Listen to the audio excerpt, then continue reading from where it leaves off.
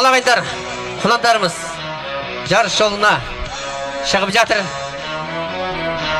Алаңды ашып, дайын тұрыңыздар. Қазір мінекей тайларымыз, құландарымыз жарыс жолына шығып шабатын болады. Олар 5 айналым 14 шақырым жер шауып өтеді.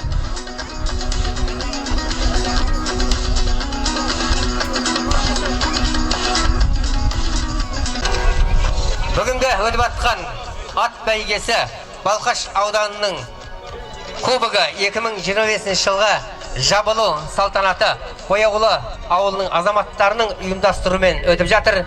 Ендеше тай бәйге осы қазір сіздердің алдарыңызда жарыс жолында өздерінің жеңімпаздарын анықтады. Енді келесі кезекте құнан бәйгеде арғымақтар сіздердің алдарыңызда сын сағатта өздерін сынап өтетін болады. Сондықтан арғымақтардың бәйгелі болуына тілектес болып тұрыңыздар, құрметті ағайын.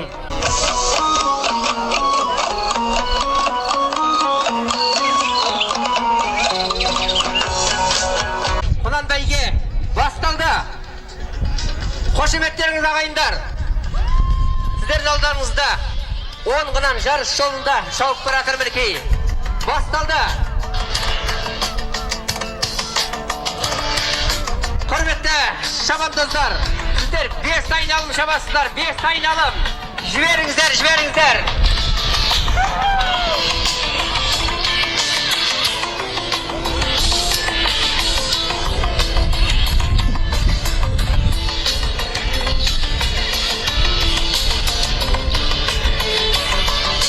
Таш етіне жетті.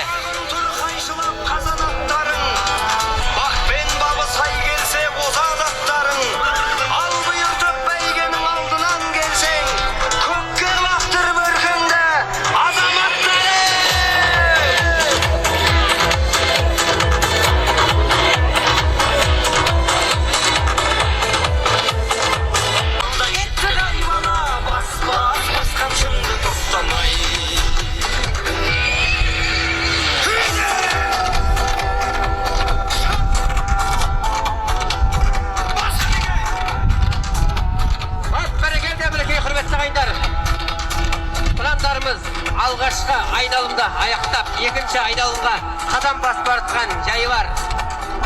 Жарыс жолындағы арғымақтар әзірше тың. Әдемі көрініс көрсетіп шауып тұратыр.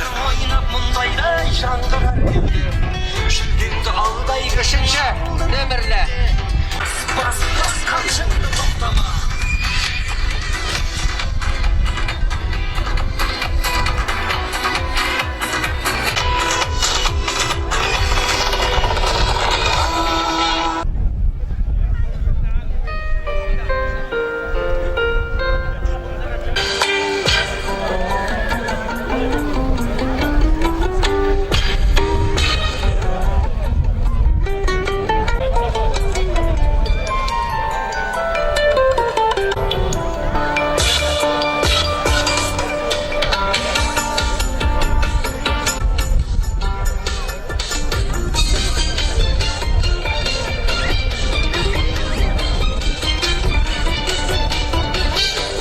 Құландарымыз екінші айналымның ортасына жетті.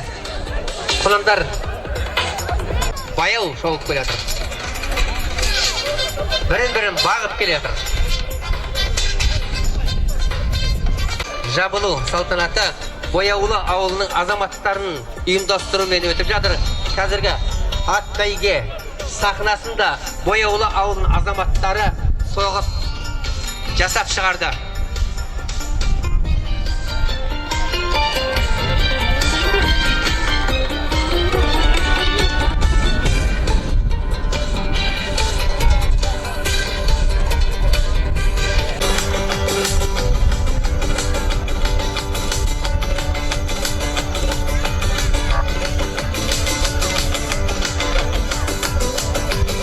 Жердің тодан көк аспанға көтеріп білікей құнандарымыз тобын жазбай алдарыңызда өтіп бара жатыр. Құрметті ағайындар, түзу жолға түсіп білікей қазір мәре сызығынан өтетін болады.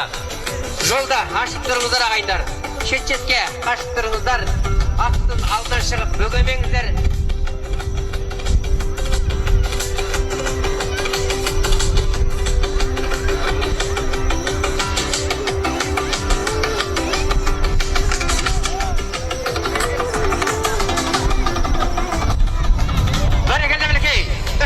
Üçüncü aynalımға аяқ басты.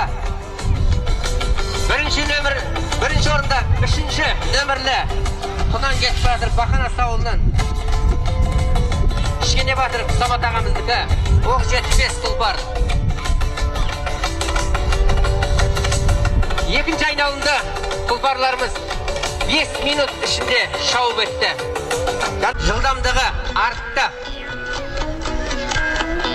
Бағанағыда емес кішкене жылдамырақ шауып келеткен сияқты.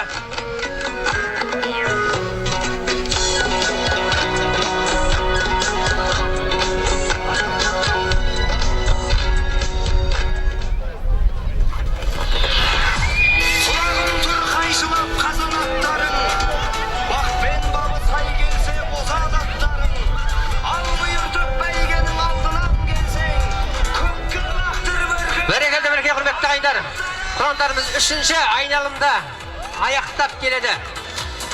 Төртінші айналымға қадам басуда.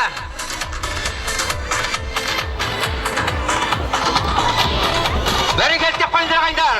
Хай-хай деп қойыңыздар. Бәрекел кетті.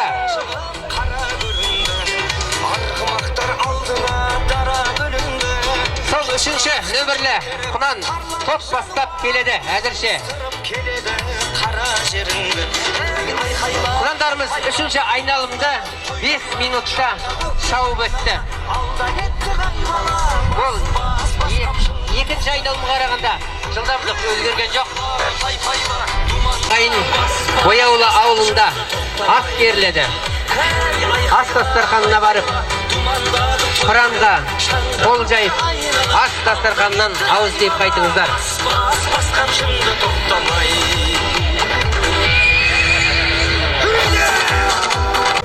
Бақытжан Хамзин ағамыздың тұлпары ол осымен екінші рет ғана бәйгеге қосылған.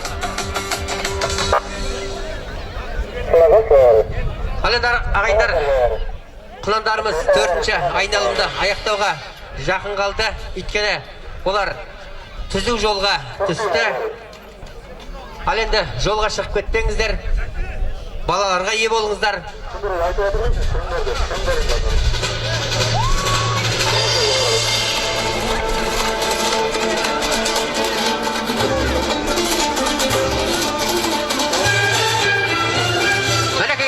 Сіздердің алдарыңызда құрандар мәре сызығынан өтуге аз ғана қалды.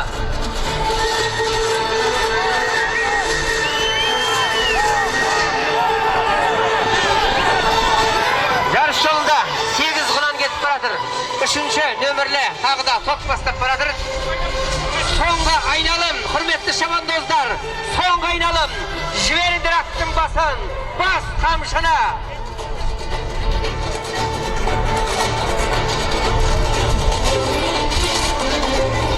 Құрандарымыз төртінші айналымды 5 минутта шауып өтті.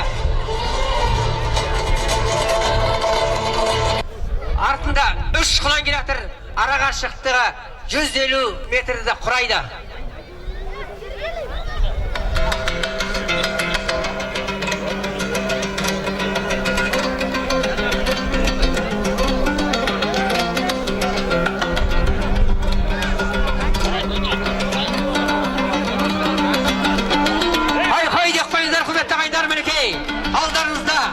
Бірінші келатқан құнан тек жолдан жартысын еңсерді.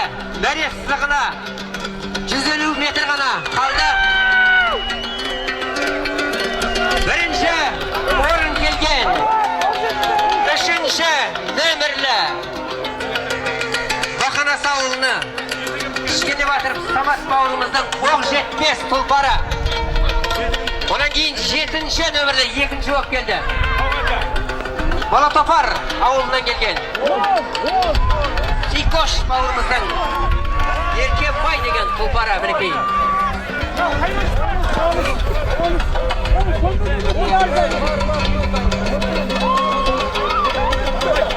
Үшінші орын келген 10-шы нөмірлі Бақбақта ауылынан Көпбаев Кездікбай ағамыздікі Дара тұлпар.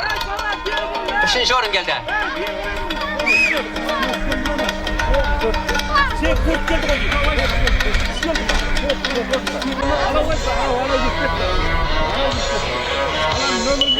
құрметті ағайындар. Кішкене батыр Самат ағамыздың, бауырымыздың Оқжетпес тұлпары осымен екінші рет бәйгелі болып тұр. Аудан кубогының ашылу салтанатында Көктал ауылында бірінші болып келсе, бүгін мінекей Бақанас ауылында өтіп жатқан Бояулы ауылының азаматтарының ұйымдастыруымен өткен аудан кубогының жабылу салтанатында тағы да бірінші орында еншіледі. Бұл дегеніміз Оқжетпеске жетер тұлпар жоқ деген сөз. Біздің ауданымыздың абыройын асқақтатып тұрған мінекей керемет арғымақ Оқжетпес бүгінгі құнан бәйгенің бірінші орнын еншіледі.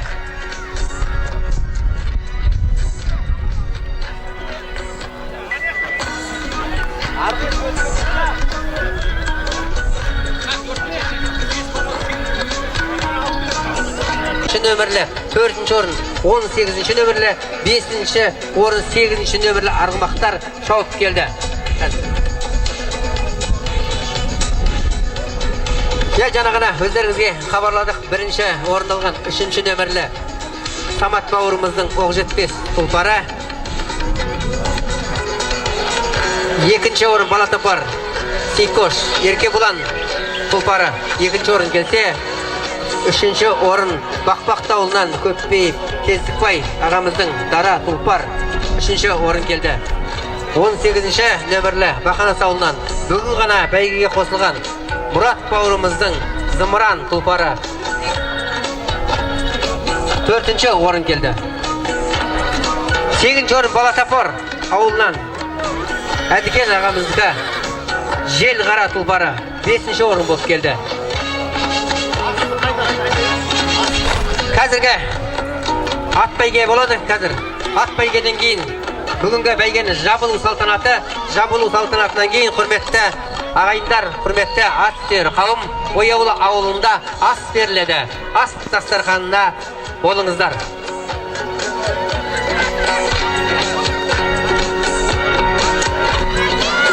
Сағат 2-де ас уақыты, сағат 2-де Бояулы ауылында.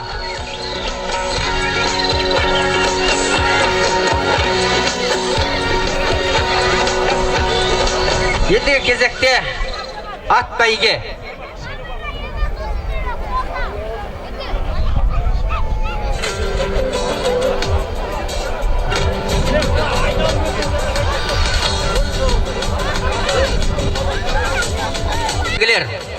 Ат бәйгеге қосылатын арғымақтарыңызды жарыс жолына шығарыңыздар.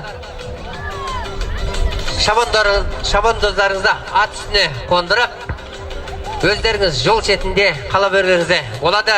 Комиссия мүшелері аттарды қарап шығады да жарыс жолына жібереді.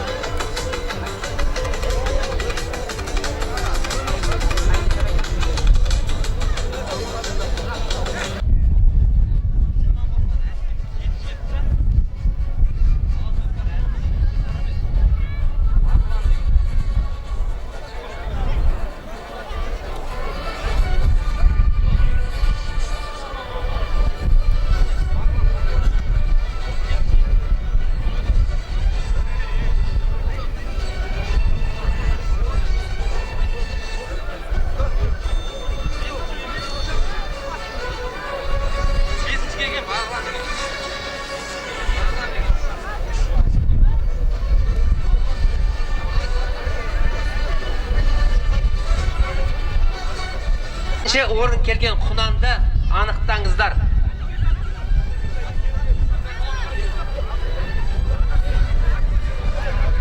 5-ші орын келген құнанды анықтаңыздар.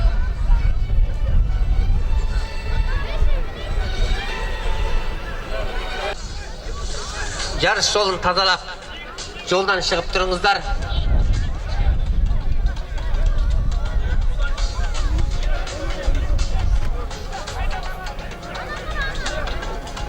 Мінекей, нағыз сыналар сәт енді жетті.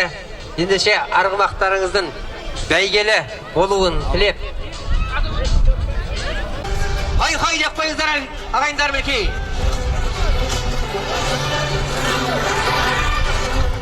Он айналым 28 шақырым шабастар. Құрметті шабандоздар, аттарыңыздың басын тартып, күшін іркіп, соңына дейін сарқымай ұстаңыздар.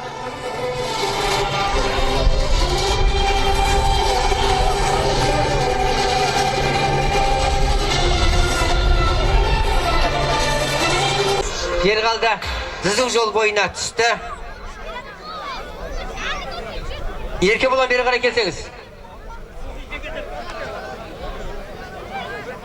Ат жарыс жолындағы арғымақтардың тізіміне кеп беріңіз. Бәрекелдеп тұрыңыздар мінекей, құрметті ағайындар. Арғымақтарымыз бірінші айналымда аяқтады, екінші айналымға қадам басты. Арғымақтар бірінші айналымда 4 минутта шауып етті.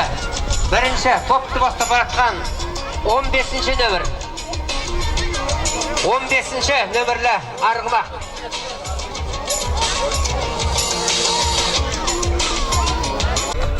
Екі бөлікке бөлінген. Алғашқы бөлік түзу жолға түсті.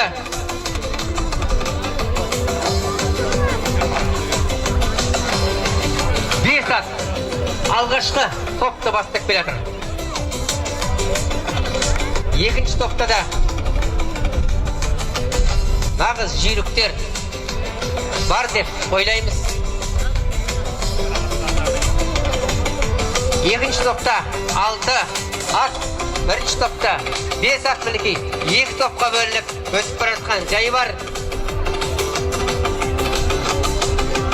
Үшінші айналымға қадам басты. Екінші айналымда арғымақтар 5 минутта шауып етті. Бұл жаңағы қарағанда 1 минут кешігіп келатыр. Бұл аттардың шаршап болдырды деген емес, олар әлі артқы айналымда күштерін сарқып алмай, сондай тәсілменен шауып келатқан жайы бар.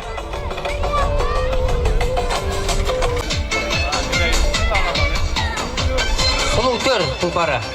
Ал енді құрметті ағайындар мінекей, назарларыңызда ат бәйге алаңына қарай қорсаңыздар. Арғымақтарымыз 3-ші айналымда аяқтады, 4-ші айналымға қарай қадам басып бара жатыр.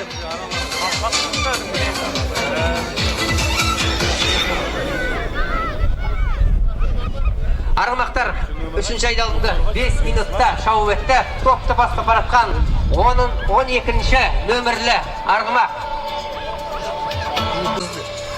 Ат бегінің жалбыр деген тұлпары. Жалбыр бұл бірінші айналымнан бері алдына келатыр. Мінекей, арғымақтардың екінші тобы мәре сызығынан өтіп бара жатыр.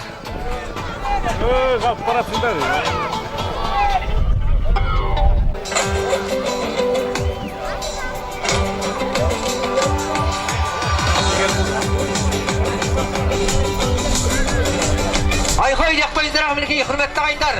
Арғымақтар 4-ші айналымда аяқтады. 5-ші айналымға қадам басып бара жатыр. 4 ат мінекей, сіздердің алдарыңызда мәре сызығын кетіп өтіп, 5-ші айналымға кетті. Әлі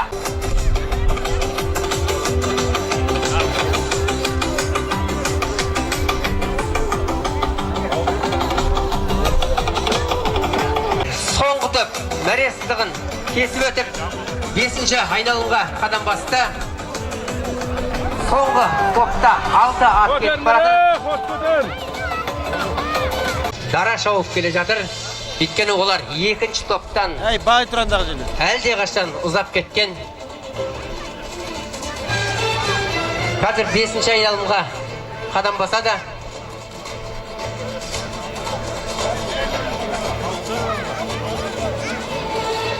Мінекей ағайындар, 4-ші айналымда аяқтады.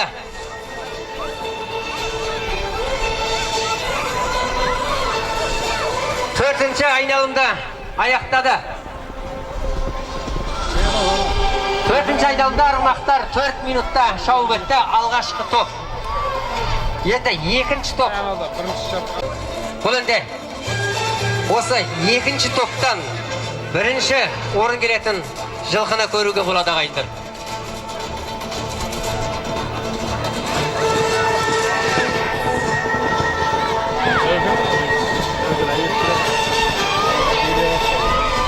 Келген ат, ол тарихта аты қалады деп есептейміз. Мінекей құрметті ағайындар, 1-ші топ пенен 2-ші топ бір-біріне жалғасты. Аттардың шабуыл үрдісі өзгерді. 6-ші айналымды мінекей аяқтап, 7-ші айналымға қадам басып бара жатыр. 12-ші нөмірлі арғымақ топ бастап барады. 12-ші нөмірлі арғымақ.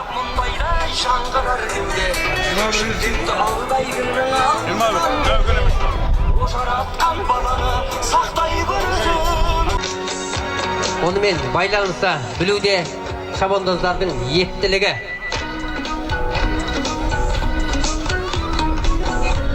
Сонымен құрметті ағайындар,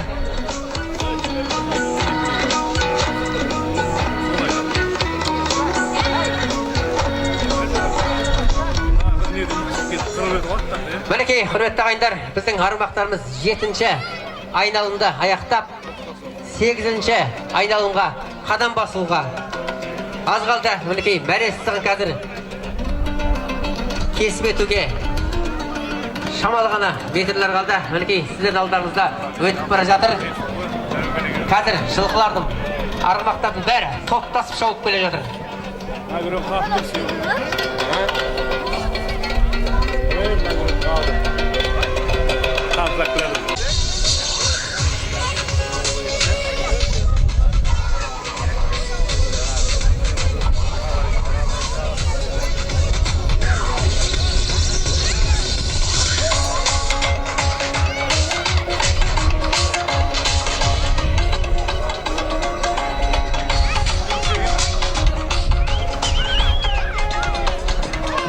Мінекей құрметті ағайындар, 7-ші айналымда аяқтап, 8-ші шақырымға айналымға қадам басты арғымақтар.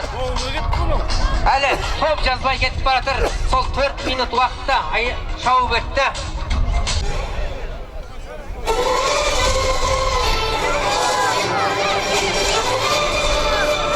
Жарыс жолында 8 арғымақ 9-ші айналымда аяқтап, 10-ші айналымға қадам басты. Соңғы айналым, құрметті шабандоздар. Соңғы айналым бас қамшына топты бастап бара жатқан 21-ші нөмірлі арғымақ. Береке ауылынан Омар Сүлейменов. 21-ші нөмірлі Бақбақты ауылынан 1-ші болып келе жатыр мінекей.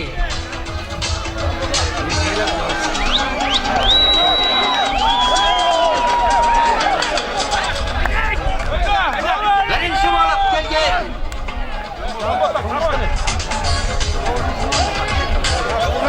9-ші нөмірлі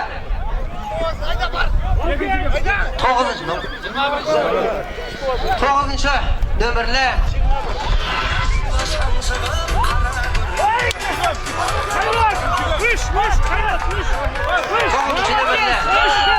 Жапболат Омар Қарайы ауылынан Бауыржан бауырымыздың аты 1-ші болып келді.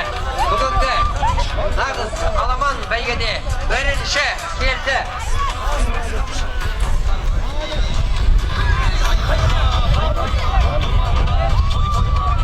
Қарайы ауылынан келген арғымақ 1-ші болып келді.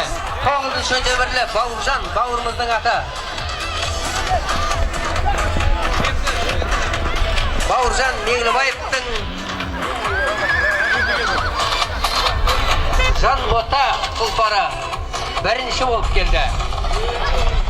Сасына шаң шықпай шаршамайды, түбірінен түрлікті ән сарайды. Ай бәрекелді, мінекей құрметті ағайындар, әне міне дегенше біз бүгін ат бәйгені өте сапалы және көңілге қонымды аяқтадық. Мінекей соңғы бәйге, соңғы сынақ аламан аттар өздерінің шақырымын шауып өтті. Сонымен ат бәйге аяқталды. Біз бүгін тай жарыс және құнан жарыс және ат жарыс арасында бәйге тамашаладық. Қазір марапаттау кезек беріледі. Сондықтан алысқа кетіп қалмаңыздар. Бәйгеде озып шапқан арғымақтардың иесі ат бегілер марапатталады.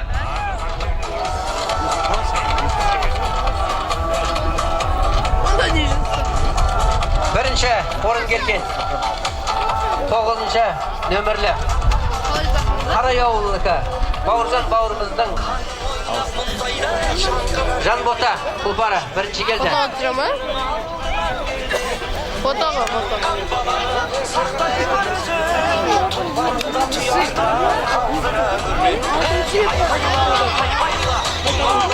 Екінші орын 21-ші нөмірлі Оқ 75 Бақбақты ауылынан Амангелді бауырымыздікі. Үшінші орын 17-ші нөмірлі Тәуекел Бақанас ауылынан Қайрош бауырымыздікі. 5-ші орын 13-ші нөмірлі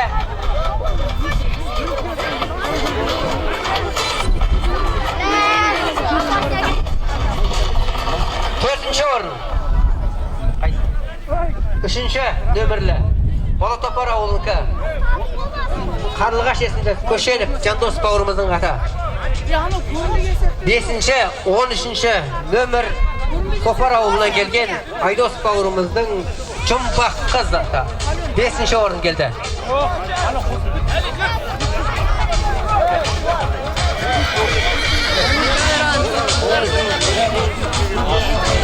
Өтіп марапаттауға дайындалыңыздар. Бүгінде ат бегілерді марапаттайтын боламыз. Бәйгенің жабылу салтанаты ендіше марапаттау кезеңінде аудан халқын ат бегілерді құттықтау үшін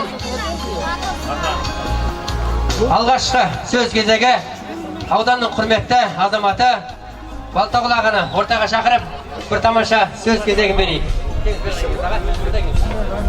Ағамда кел.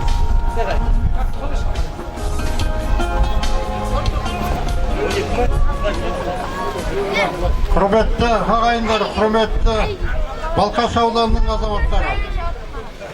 Мынау бүгін барлығымыз өздеріңізбен қатысып отырып, Бояулы ауылының азаматтарының мынау ұлттық ойынды, оның ішіндегі бәйгені ұйымдастыру, ат бәйгесін ұйымдастырған Бояулы азаматтарының бүгінгі істеген жұмысын көріп, сіздермен біздер тамашаладық. Меніңше бүгін керемет көрініс болды деп ойлаймын. Керемет ұйымдастыру нәтижесін көрген болдық сіздермен бірге. Ешқандай тартыс талас, әңгіме болған жоқ. Шапқан аттарымыз, бәйгеге шапқан шабандоздарымыз ешқандай тоқтаусыз құламай, сүрінбей, әйтеуір аман есен біздің ортамызға келгенде қуанып тұрмыз. Бұл Алладан жаңағы алғашқы бастаған кезде Алладан сұрағанбыз. Алла біздің ниетімізді, тілегімізді қабыл етті деп ойлаймыз. Сондықтан да мынау өткізген керемет көрініс Балқаш ауданының кубогын келген мынау жарысқа қатысқан, жарыс ұйымдастырған барлық, оған қатысып тұрған азаматтардың барлықтарыңызды мынау бүгінгі ат бәйгесімен құттықтауға рұқсат етіңіздер. Меніңше керемет көрініс болды деп ойлаймын. Мұнда ешкімде тартыс талас болған жоқ. Ең әңгіменің мәселесінің барлығы сонда. Аттарымызда ешқандай сүрінген жоқ, құлаған жоқ. Балаларымыз құлап қалған жоқ. Барлығы аман есен, дін аман, барлығы мінекей ортамызға оралды. Сондықтан да мінекей үлкен қуаныштың үстіндеміз.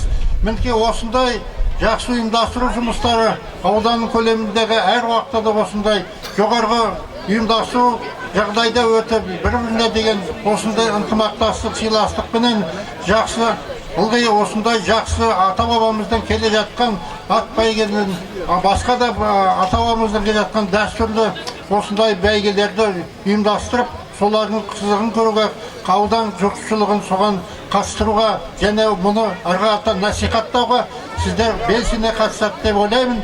Келешекте бұдан да үлкен бәйгелер болып, бұдан да үлкен қазақтың дәстүрлі осындай жақсы ұйымдасқан түрде өткізетін мына ұлт ойындарымызды жалғастыра беруге Аллах нәсіп етсін. Барлықтарыңызға денсаулық тілеймін, ұзақ ғұмыр тілеймін. Сіздердің осындай үлкен әңгімеде, үлкен ауданның көлеміндегі болып жатқан жақсы істердің ішінде, соның ішінде толығымен, сол ішінде өздеріңіз соның қатысушысы болып қана болмай, соның ішінде соның бәрін ұйымдастырушы болып жүруге Аллах нәсіп етсін.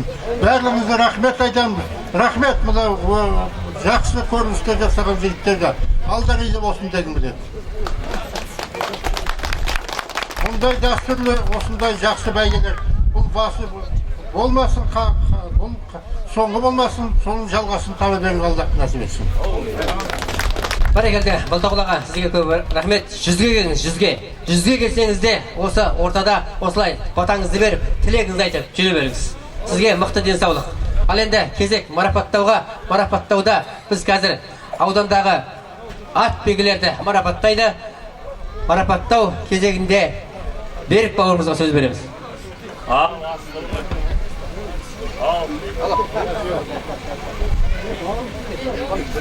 Микрофонun керек жоқ деймін маған.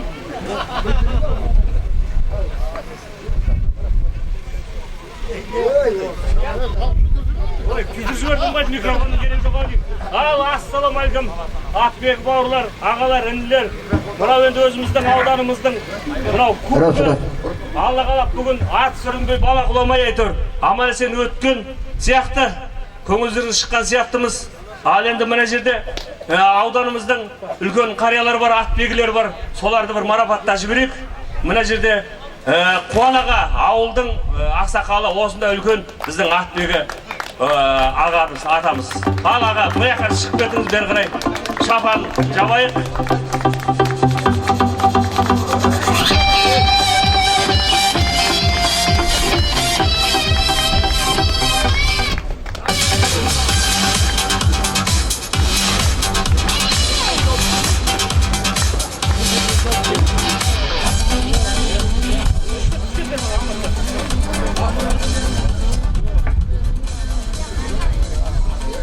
Ал енді қауым барлығыңызды көрдіңіздер, енді бәйге жақсы өтті.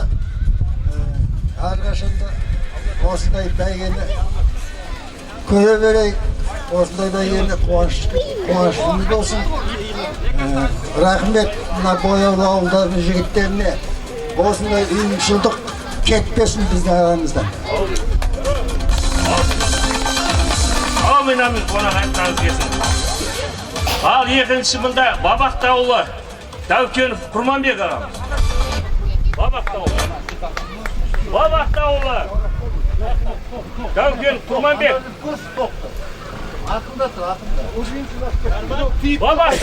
Бабақты. Микрофон жұтып қойдық қой. Бабақты жігіттері қайда? Бабақты. Дәукенов Құрманбек ағамыз. Міне. Ағамыз. Бұл болса болады. Әрлібек ағамыз Бөйіспаев 25. Әрлібек аға қаяқтас? Береке істі Әрлібек қайда? Бағаны бір отыр, бұяқта қашып кетіп қойдың. Ой, Әрлібек ой! Микрофон жұтып қойып қой жүргенға. Жаңыңызда жүреді ғой, қаяқта? Айғайлаңызшы. Arlibek ağa, Böbüşbay. Mаған берсін шешен. Жоғыға берейік онда.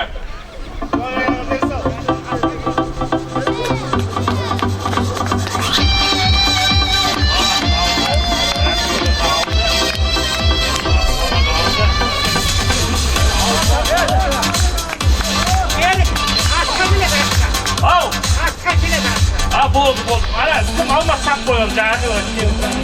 Біреуін боқ қой бұлай қарай. Желтіран бұл, Рахим Самат. Желтірағын жіптер қайда? Желтірағын жіптер қайда?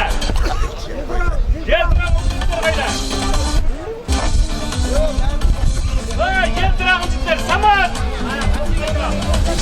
Ришат! Желтірағын жіптер қайда? Желтірағын жіптер қайда? Желтірағын! Ришат! Ришат, жүгір, қарағасқа сияқты.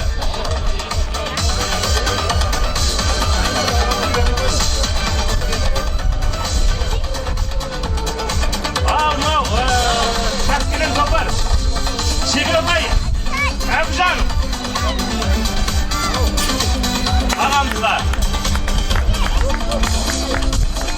Жана, Ришат қабетсін. Ришат, бұяқта самадаға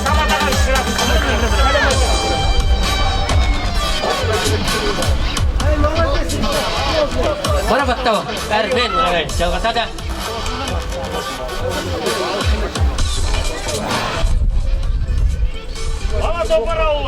Балатофар ауылы. Нұрсәбет Құлшыбай. Табақ Құлбастаға. Мұна микрофон маған жарамай атыр осы. Бұлай сөйлемесін, бұлай да бар сияқты. Энергия ұрып тұр ғой,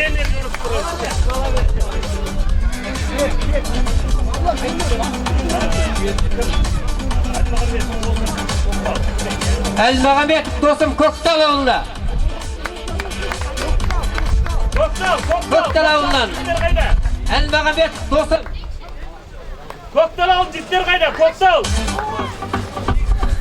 Әлмағамбет досым. Досым қайда досым? Әлмағамбет досым.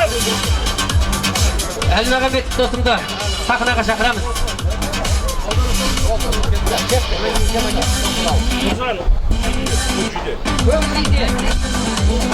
Көкжиде ауылынан Нұржан Қарсыбеков. Нұржан Қарсыбеков тез кел ортаға. Пәтерді басқа біреуге беріп қоямыз. Нұржан Қарсыбеков қайда?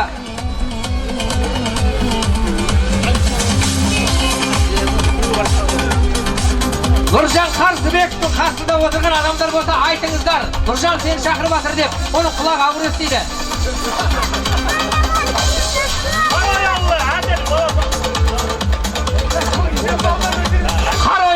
Қарой ауылынан Болат Бәдіғали. Ол әрді деген нағыз ат тегі. 3-ші сынып оқып жүрген кезде ол аттыратқан. Хамза 50 жылдық. Бірлік ауылы. Хамза қайда? Хамзаны шақырыңыздар. Хамза қайда? Көкжидеден Нұржан келді ма?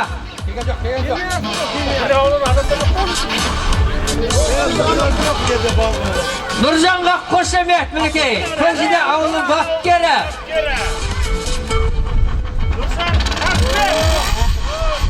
Нұржан Қарсыбеков марапатталуда. Көкжиде ауылының бапкері. Естіп тұрсың ба? Жақсы. Шапан киетін жас қажет. Бақанас ауылы. Бақытжан аға. Бақытжан ауылы. Бақанас ауылынікі. Бақытжан. Бақытжан аға! бас бапкері. Бүгінгі тай бәйгеде бас жүлдені еншілеген атбегі. Мына атбегілерге айта кететініміз бар. Осы мына біздің сахнамызда осы сахнаға көп осы деген Бақытжан ағамыздың арқасы міне осы жерде. Бақытжан аға, тайыңыз әрдайым өсіп, алдай келіп құлағынан болсын. Мына просто шапайыз Бақытжан аға, бәйгені сосын бересіңдер.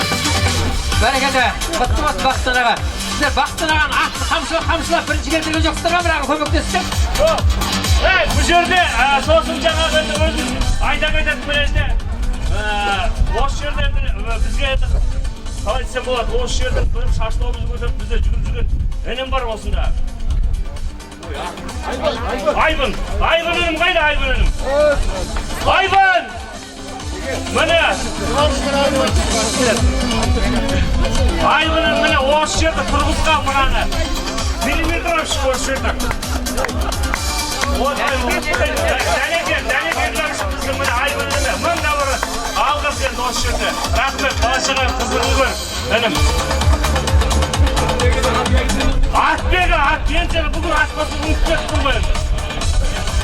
Бұған лично. Бұл айтқанда бұл Секенайдың сәбірдегі бұл. Бұл аңылмек тәккар Секенаймен қаржарса, Секенай келмеді, бүгін ат қоспады бәлім. Қамса шеген.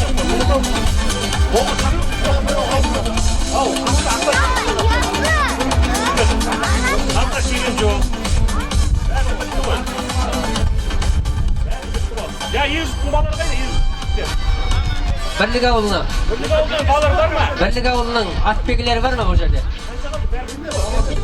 Лайықты марапаттарыңызды алыңыздар, құрметті Бірлік ауылының атбегілері. Аттарыңыз әрдайым бәйгеде, бәйгелі болсын. Осындай бәйгеде ат қосып, арғымақ, бақытта жүре беріңіздер, құрметті ат сүйер қауым. Ал енді кезекті. Жай, Бірлік ауылының қайды? Бірлік ауылынан бар ма бір адам? Бірлік ауылынан бар ма бір адам? Бірлік ауылынан.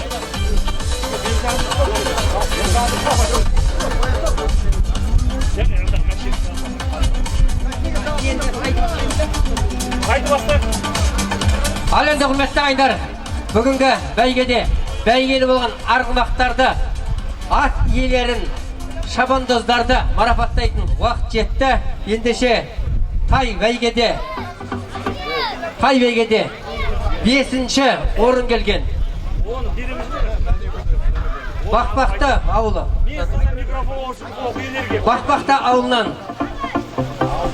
Алдияр бауырымыз. Көгершін деген ата бірінші келді. 5-ші келді тай бәйгеде. Тай бәйгеде 5-ші орын келген. 70.000 ақшамен марапатталады. 70.000 ақша. 5-ші орын. Ат иесі бері қарай жақындаңыздар. Бәрекелді, құтты болсын, шабандоз. Суретке тұрыңыздар шабандозда. Қолды көтер, қамшыңды көтер. Тай бәйгеде 70.000 құтты болсын. Одан кейін 4-ші орын. Топар ауылы. Әбжанов Шегебай бауырымыздығы. Ақбақайы 4-ші келді тай бәйгеде. 100.000 теңге марапатталады. Тай бәйгеден 4-ші келген. Ай бәрекелді. Суретке тұрыңыздар. Құтты болсын. Жүлделі 3-ші орын. Көктал ауылына келген Арғымақ Ахмет. Ай ғасыр деген Арғымақ 3-ші орынды еншіледі бүгін мінекей. Сіздердің алдарыңызда 200.000 теңге.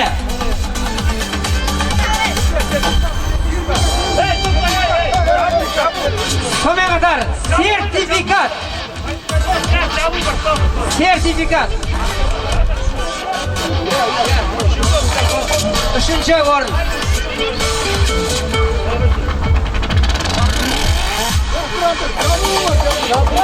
Және ат жабу. Бүгінгі мереке Бояулы ауылының азаматтарының ұйымдастыруменен сыйға беріліп жатқан тай бәйгеге 3-ші орын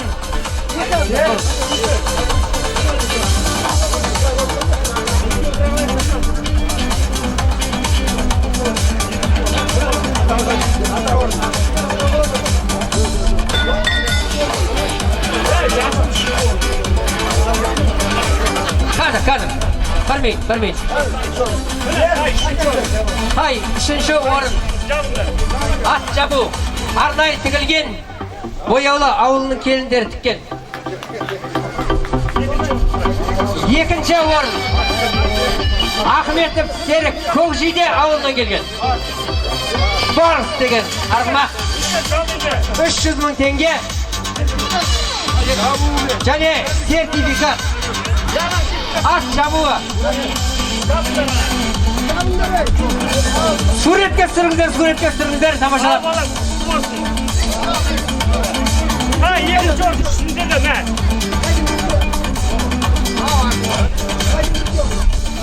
Тай бәйгеде 1-ші орын келген Бақытжан ағамыздікі. Бақытжан аға. Сарылан көк. Бақытжан аға, сарылан көкіңіз қайда? Bir biye. 100 мың теңге және бір бие. Ana oğazın üstünden. Бие ғана УАЗ көлігінің үстінде тұр күреңге. 100 мың теңге және сертификат және жабылады. Бәрекетті қойыңыздар, қайда жүлделі болған ат тегілерге қошемет көрсетіңіздер ағайындар. Ендігі кезекте Құлан бәйгені марапаттайтын боламыз. 5-ші орын келген Құлан бәйгеде Балатопар ауылынікі Әдікеш Желғара деген арғымақ. Құлан 5-ші орын 70 мың теңге. Құлан 5-ші орын қайда? Бәрекелді. Суретке түсірді. Және 4-ші орын Зымыран Бақарас ауылынікі Мұрат бауырымыздікі.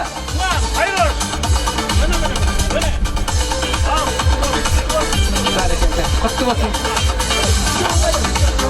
Ендігі кезекте 3-ші орын Бақбақты ауылынан келген Көбейіп Сентікбай бауырымыздікі. 2-ші орынға 200 мың теңге. 3-ші орынға 200 мың теңге және сертификат жабылады. Қайда? 3-ші орын қайда? 3-ші орын Құлан. 3-ші орын ба? Бәрекелді. Құтты болсын. Ақшаңыз мінеке. Бәйгені бола беріңіздер. Құлан бәйгеде 2-ші орын келген Тикош Еркебай.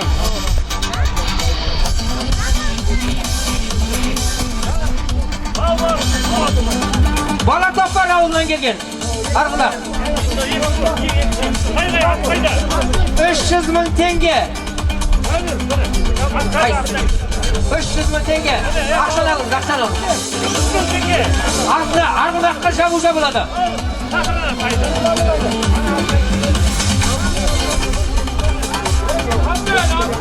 Құлан бәйгеде 1-ші орын келген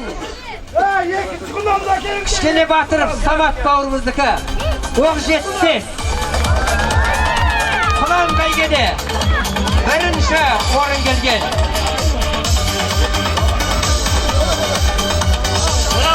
Құлан бәйгенің 1-ші орнына бізге демеушілікте жасап Көкжиденің ат берлеріне рахмет. Солар 1 жылғы жаңағы үстінде кілеммен Көкжиде балаларының атынан жаңағы ат берлерінің. Несі қайда? Көкжиден балалар қайда? Не қайда? Әкелген жылқы қайда? Кілем қайда?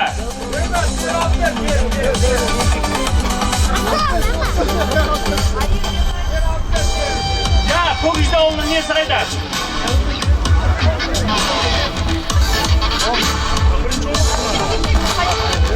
Көкжиде ауылының ат белгілері құлан бәйгеге берген бәйге жылқыларың қайда?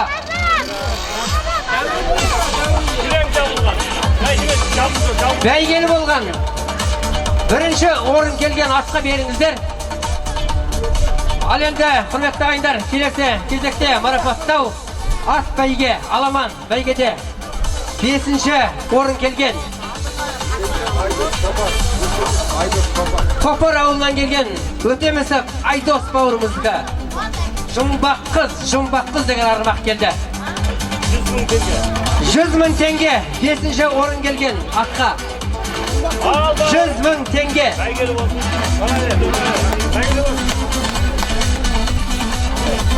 4-ші орын Балатопар ауылынан келген Көшенов Жандос Қарлығаш есімді арғымағы 4-ші орын келді.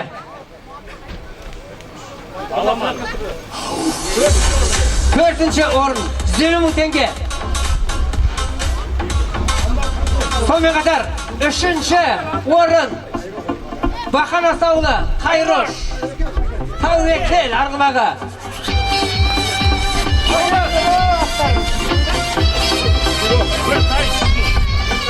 тай және 100.000 теңге ақша. Тай қайда тай?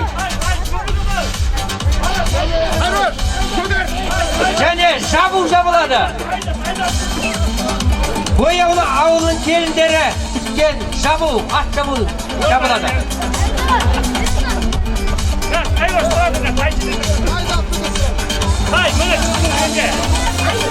Сіздерге тай ана жақта тұр.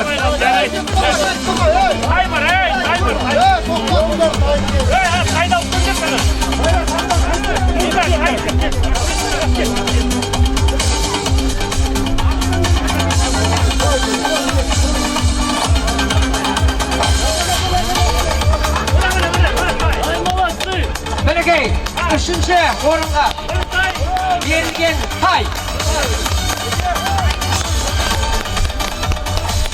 Құтты басын.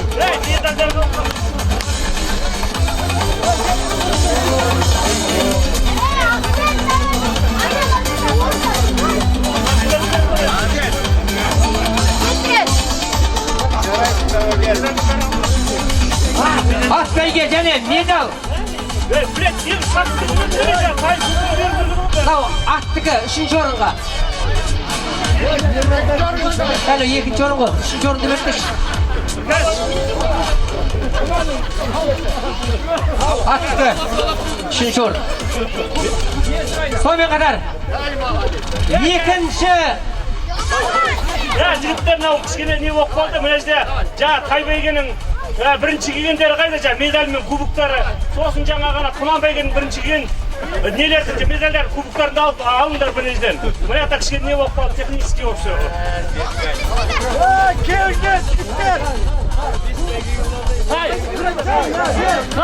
Тайдан бірінші келген. Осы бар?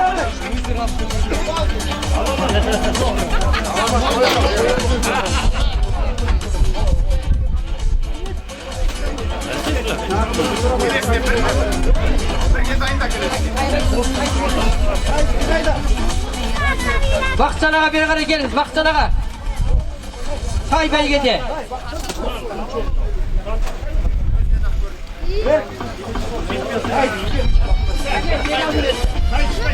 Тай бәйгенің кубогы да бар ағайындар мінекей. Және медалы бар.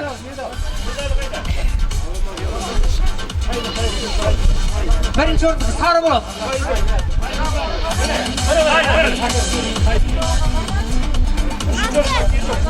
Құнан.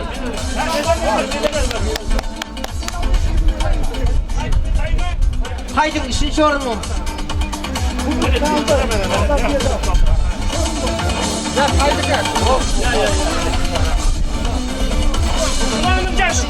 Құнан 3-ші орын. Құнанның 3-ші орны қайда?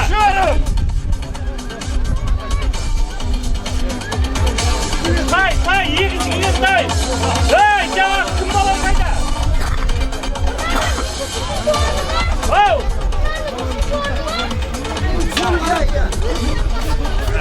Üçüncü ordu münau. Құлан бірінші орын.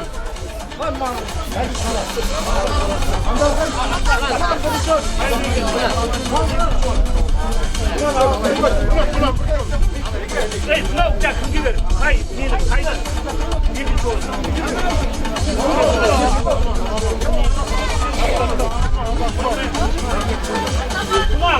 Kumanın eksik. Mana bir ara. Құланның бірінші орны мінекей. Кубок және медал.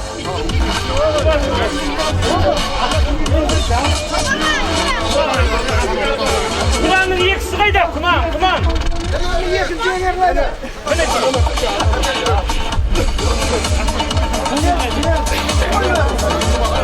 Ал енді марапаттауды ары қарай жалғастырамыз. Аламан бәйгеде екінші орын келген Ырыстай Амангелді Бақбақты ауылығы. Оқ жетпес Арғымақ. Мінекей сізге арнайы медаль 500 мың теңге.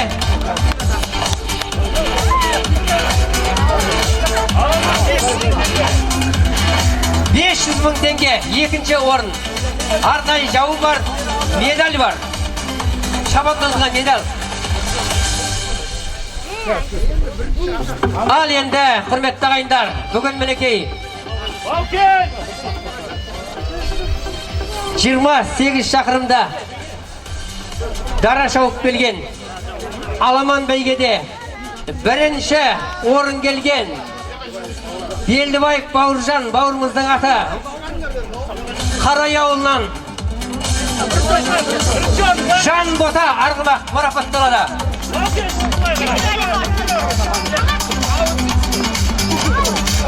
Қарай ауылынан келген Арғымақ бүгінгі бас жүлдені жеңіп алған Аламан бәйгеде алдына қара салмай келген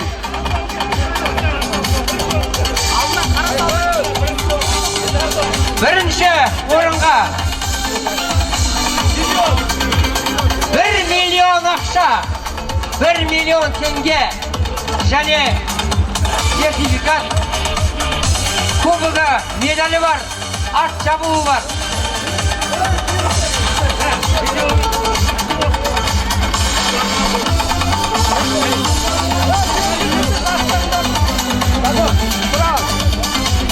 Ал енді құрметті ағайындарына ат-тегілер, бәйгелі болған ат-тегілер бір жерге жиналып, үлкен жақсылапты суретке түстіңіздер. Кубокты бұлай көрсетіп. Сосын мына жаңа ат-тегілер, шыққасақ екіде ат-тегілерді бояу алынып, ауыз сүйіңіздер, кет қалмаңыздар. Ал енді ағайындар, мінекей, осымен бәйге аяқталды. Жабылу салтанаты да марапаттау кезеңі де аяқталды. Бүгін мінекей ауданымызда өткен ат бәйге жарысы аудан кубогының жабылу салтанаты Бояулы ауылының азаматтарын ұйымдастырумен өтті. Бүгінгі бәйге сахнасында жасаған Бояулы ауылының азаматтары сағат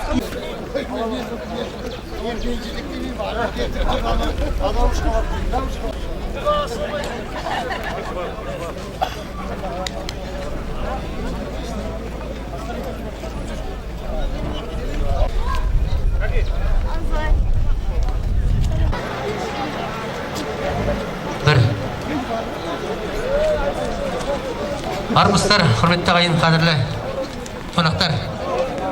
Қош келдіңіздер. Ас дастарханына жайғасуларыңызға болады. Төрлетіңіздер.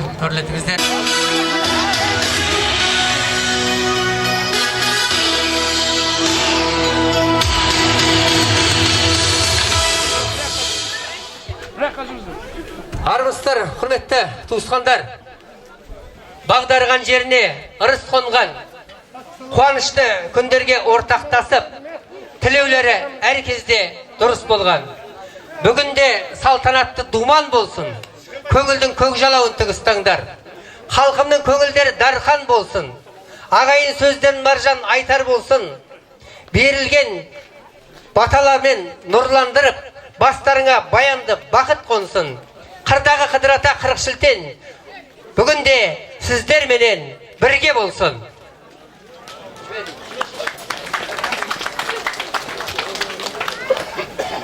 Құрметті ағайын, қадірлі қонақтар, бүгін мінекей Бояулы ауылында аудандық үлкен іс-шара ұйымдастырылды. Бұл енді жыл сайын дәстүрге айналған ауданның кубогы, биылғы ауданның кубогының жабылу салтанатын Бояулы ауылының азаматтары ұйымдастырып, жаңа ғана өздеріңіз көріп, куәсі болдыңыздар. Ат спортынан бәйге өтіп, көптеген аудандағы ат жүгіртіп жүрген ат бегілер бәйгелі болып, мәртебелері бір көтерілді. Енді мінекей ас дастарханында бәріміз бас қосып отырмыз. Қазір ас дастарханын бірінші ақ батамен бастаймыз. Сонан кейін Құран кәрім бағышталады. Бірінші айтшыраға әумин деп бата берсін. Құдай оңдасын, аман болсын, балбасын. Önümüzün kurbanın ömrümüzü жалғасын. Оңдасын өткендерін жолын құдай. Алды бейіш артырыс болсын. Бауыры бүтін бас esen, ел іргесі тыныш болсын. Бүгінгі берді батқан құдай қабыл болсын. Осы не әруақтарға өшірдегі бұрынғы болған кейіндерге тие берсін. Елді заман жұртымыз тыныш болсын. Әумин. الرحمن الرحيم الحمد لله رب العالمين الرحمن الرحيم مالك يوم الدين إياك نعبد وإياك نستعين اهدنا الصراط المستقيم صراط الذين أنعمت عليهم غير المغضوب عليهم ولا الضالين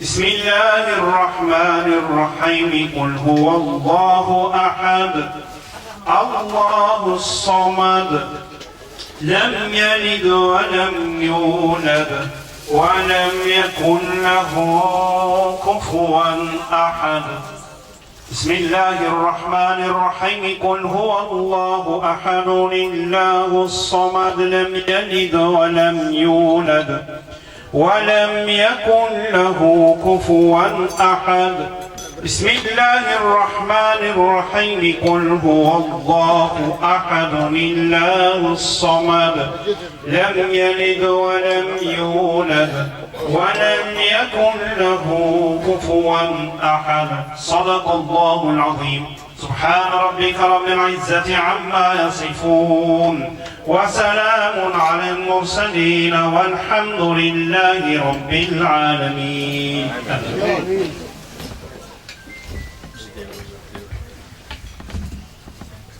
Bismillahirrahmanirrahim. Allah Teala осы қоғам Құраннан сүрелерден болған соғыптарды молынан беріп, алдыменен сүйікті пайғамбарымыз Мұхаммед Мұстафа саллаллаху алейхи вассаламның рухына бағыштадық.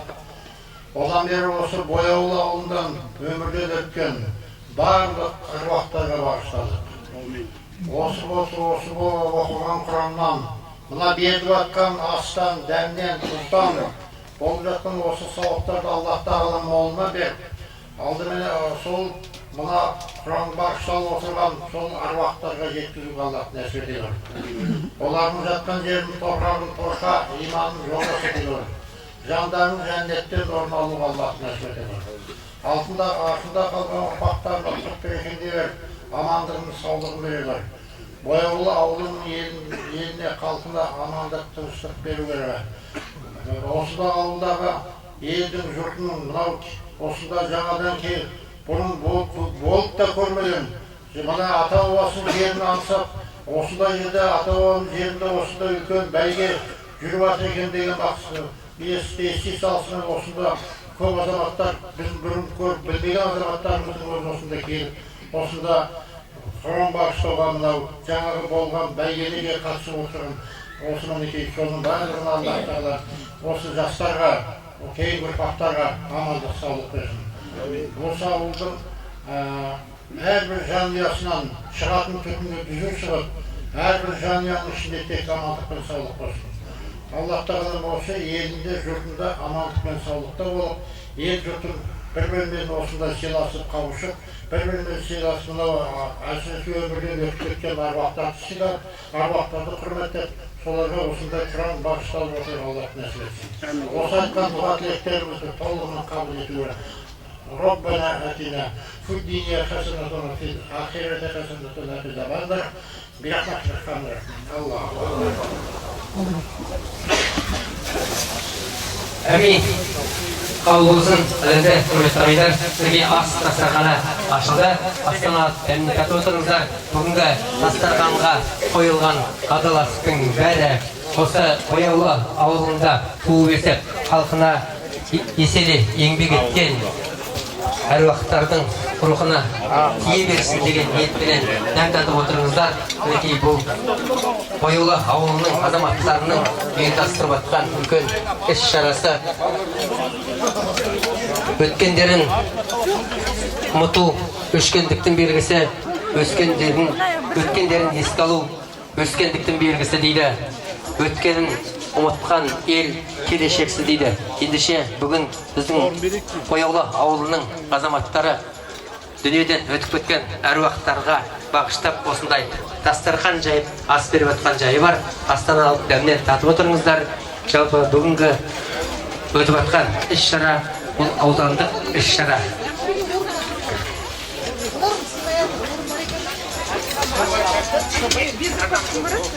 Шайларыңыз жүрімді болсын.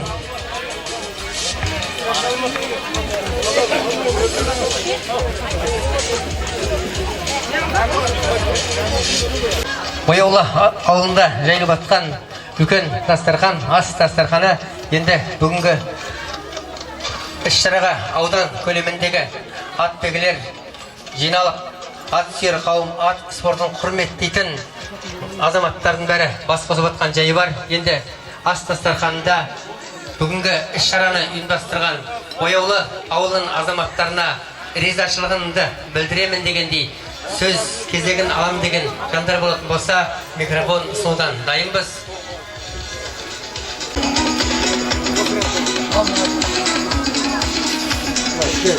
Дастарханға үлкен ас ет келді, үлкен ас пен тартылар.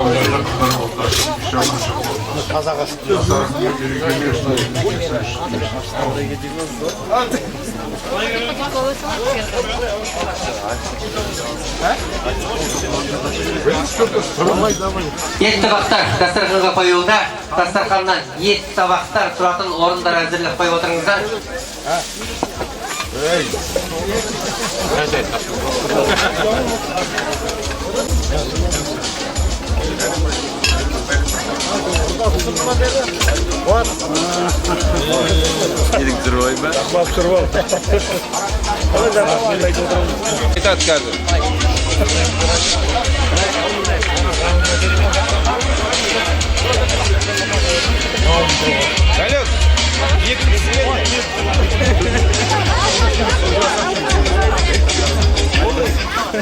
Ravşanlı vurdu değil mi? Beyler ravşanlı vurdu mu?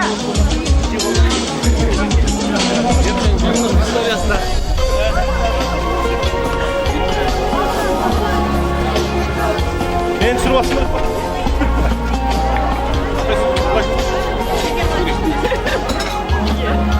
Tamam.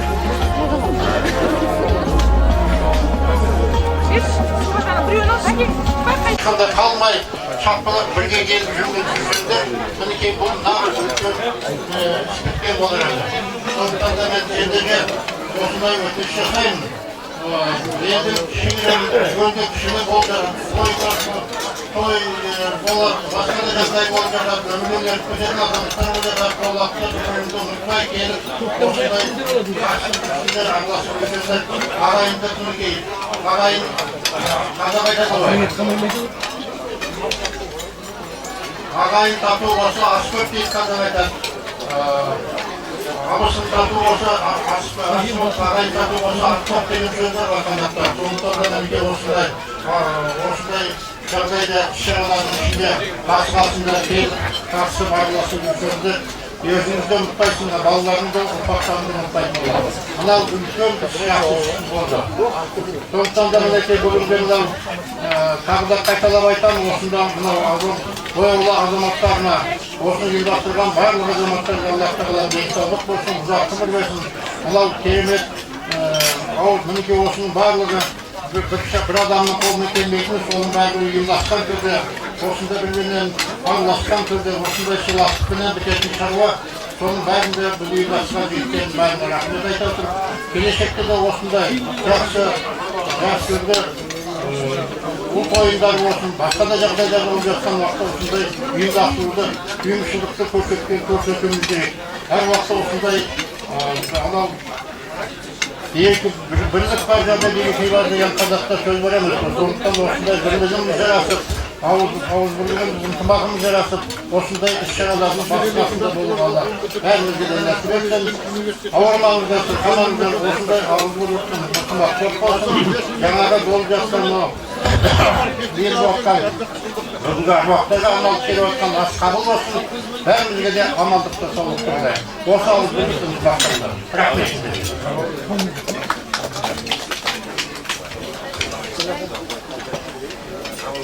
Дастарханы той емес, арнайы ағай туысқандарға сөз беретін. Енді ас болғаннан кейін бүгінгі іс-шараға байланысты жылқыма сөз кезегі болады. Шығып сөйлеймін деген адамдарға қарсылық білдірмейміз.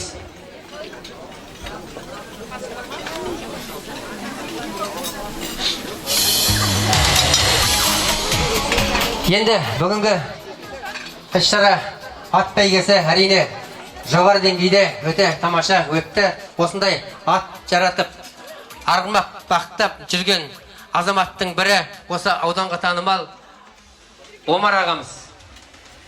Омар ағаға бір ауыз сөз берейік. Ағайын, біріншіден мына Бояулы ауылының азаматтарына рахмет, қарияларына рахмет. Алдында жүрген ірілеріне жақсы жол көрсетіп, ұйымдастыру керемет күшті болды. Астарыңыз қабыл болсын. Бүгінгі ақ қосқан азаматтар құламай түрмей жақсы шауып шықты. Үлкен ауданның деңгейіндегі жақсы дәрежеде бәйге өтті. Аман болыңыздар. Бояулы ауылының азаматтары, азаматшалары.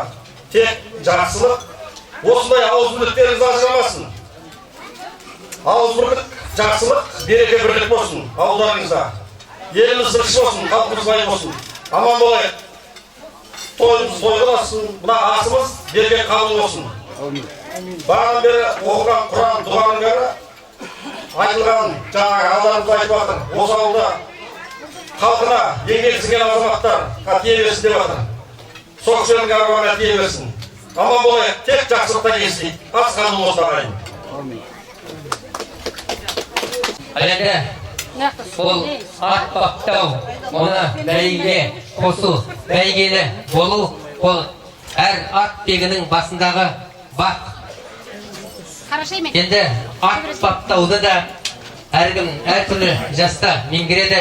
Енді мен білетін бір азамат, ол 3-ші сыныптан бері ат жаратуды, атқа шабуды ерекше меңгерген азамат, ол Қарай ауылынан келіп отырған Болатов Әділғали. Қайда бар екен? Әділғали.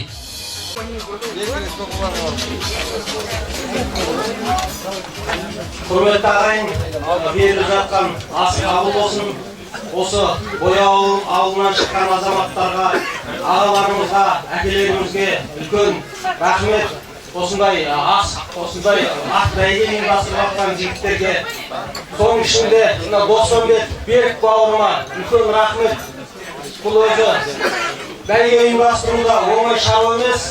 Осы сіздердің алды Болат дегені барлық группаларға шығып, қалай не болатындығын айтып жатыр. Сол бауырымызға үлкен рахмет. Бұл енді 5 жылдан бері өзінің жалғасын тауып келе жатқан бәйге көктемде ашылуы, күзде жабылуы.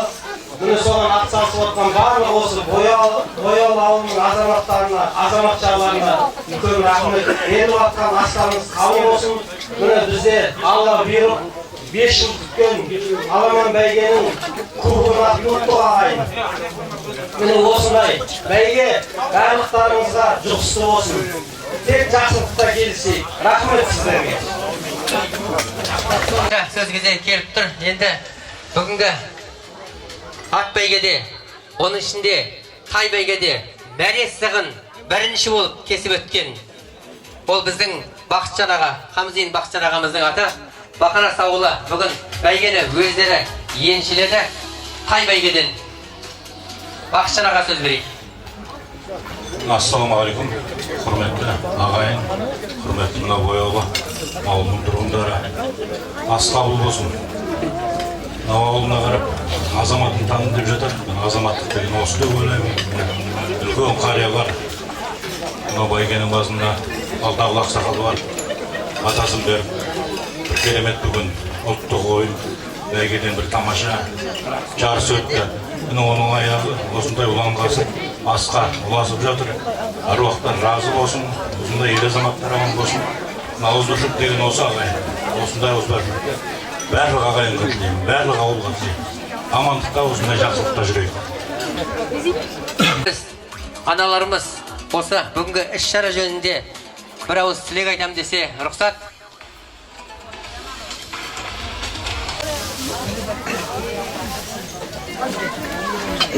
Астақиларға қауым көпшілік, өріңізді бояулы ұрпақтары, бауырларымыз, келіндеріміз.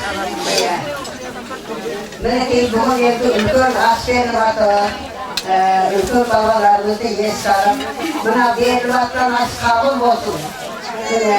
Балдағыл бауырын бастаған, орта буын, кіші буын бауырларым, балалар бәрі міне үлкен ниетпенен үлкен асқа себепші болып беріп атыр. Не айтамыз енді? Бала шағаларыма болып бері сау болсын. Жиналды ойдағымыз, қырдағымыз, асылдың теріп алған жұрнағымыз. Артына балалардың тергенен соң бір тілек айтқан жарамыз тұрғанымыз. Дүние өте шығар шырайларым, дүниенің өтен жұрайларым. Балалар, балаларым аман болдыр, келгенше кім бар бұл жоқ жұрайларым.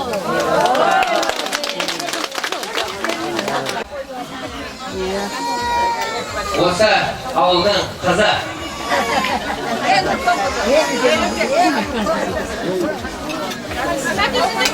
Ауылдың үлкен әжесі. Ауылдың үлкен анасы.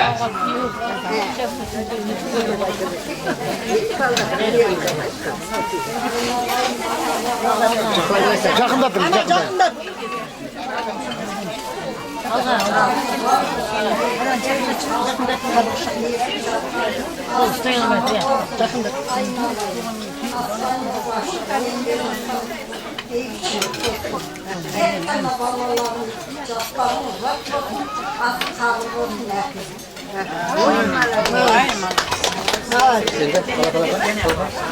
Келіссөз ауданның құрметті азаматы Балапан апада. Құрметті ағайын, құрметті бояулы ауылының тұрғындары, осы бояулыдан тараған ұрын-бұта, міне бүгін біздің ауылдың мына балалары, жігіттері бәрі жиналып, әруақтарға, осы бояулыдан шыққан әруақтарға атын атап, түсін түстік, міне ас беріп отыр. Қабыл болсын. Сол әруақтарға осы бүгінгі арнап отқан астарын тие берсін деп тілек айтамын айналайындар. Мен енді жаңа алдымызда екі кісі сөйледі, ол кісілер бояулының үлкен қыздары. Ал енді мен бояулының келінімін. Иә, енді өте үлкен деп айтсам да болады. Иә, 72-ші жылы осы бояулыға келін болып түсіп едім. Енді көп сөйлейтін адамдар көп шығар, бірақ енді әруақтар болғаннан кейін мына бір әңгімені айта кетуге тура келеді.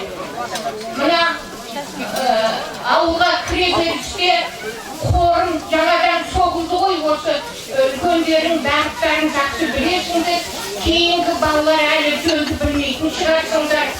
Осы жер бір тегіс жер болды. Ауылдың қорымы біздің мына Бояуылының мына шетінде, ел жақ шетінде болды.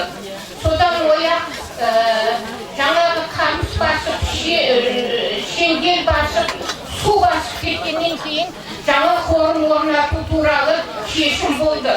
Оның үстінде біздің осы өмірден өткен, осы өздерің беріп отырған жаңағы әруақтардың біреусі Юсуп аға. Сол кісі мен енді қызмет жасап жүрдім. Сол кезде осы Қалдыбай аға бірінші осы өмірден осы жерде. Сол Юсуп аға келіп маған осы мына жерде беріңдер, селолға қимақтан сұрады. Өзі бұрында ертегілерден оқыдық қой, қорым деген ауылға кіреберіс жақта болу керек деді. Иә, сонда келатқанда мысалы түнде адасқан азаматтар болса, сол қорымды көріп, сол қорымның жанында ауыл бар екенін білетін баяғыдан сондай қағида бар. Сондықтан кейбір азаматтар ауылдың басы кезінде болмасын дегенде әңгіме айтты басында. Иә, ол кіреберісте кішкене тынышталайық ағайындар. Иә, мына жастар осыны білсін деген айтып тұрмын. Сонда Юсуп аға келіп маған баладан мына жерді бізге беріп, осы Қалдыбайды осы жерде жерлеуді бастайық деді. Содан мен енді аудан әкіміне қарай жалтақтадым. Ол кезде Советқали еді аудан әкімі маған айтты. Өзің шеш деді. Сонымен Юсуп аға маған бой бермей қойды. Сонымен бізде осы қорым мінекей қазір өздерің көріп отырсыңдар. Сол Қалдыбай ағаның бірінші қоюымен мына үлкен қорым болды. Ал қазір сол қорымда қанша адамдар отыр, қанша адамдар жатыр. Айналайындар, міне осы әруақтарға беріліп отырған ас сол кісілерге тие берсін. Иә, осы барлық сол осы асты ұйымдастырып отырған бала шағаларға, жігіттерге үлкен рахметімізді айтамыз. Айналайындар, барлықтарың аман болыңдар, отбасыларың аман болсын, дендеріңе саулық, бастарыңа амандық тілейміз. Міне жерде тамаша Балахан апа өте керемет тарихи әңгімені қозғады. Енді ары қарай апалар өздеріңіз тілектеріңізді білдіріңіздер. Аузу биllahi минашайтанирражим. Бисмиллахиррахманиррахим. Құрметті бүгінгі осы ауылдың жамағат ағайын туыс бауырлармен барлықтарыңыз. Мен сіздерге мынандай үлкен бүгінгі Алла тағала бізге берген бүгінгі үлкен күні, мейрам күндеріңіз құтты болсын деп. Мынау үлкен жаңа айтып жатыр бәйгенің қызы қорытынды көктемі басталады деп. Сол бәйгенің биылғы жылғы қорытынды күнін Бояуылдың осы ауылында өткізіп, ата-бабаларымызға осылай дұға тілеп, айтып, Құдай садақа беріп жатқан садақа дұғаларыңыз қабыл болсын демекпін. Айналайын, қасиеті қонған жеріңнен айналайын дейді. Елім деп туған еліңнен айналайын дейді мінекей. Мен осы жерге, осы елге басым дейіп сәлем берем. Алла тағалаға көп-көп рахмет айтам.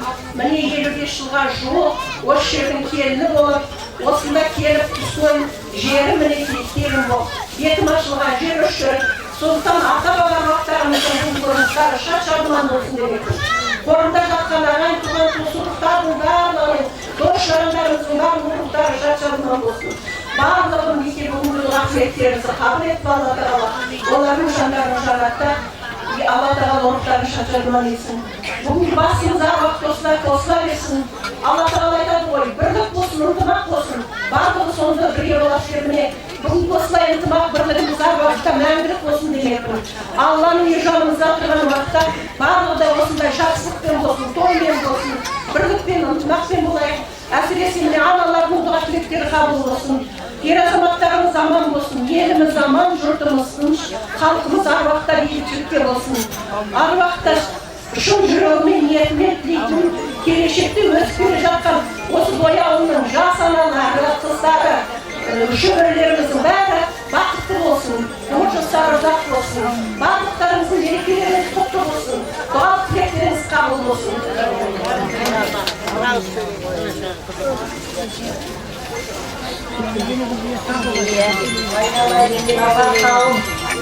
Мен мына осы бояулы ауылының қызымын. Обысай деген атақты ұста болған бүткіл Балқаш ауданын тақтамен қамтамасыз еткен атақты ұста еді.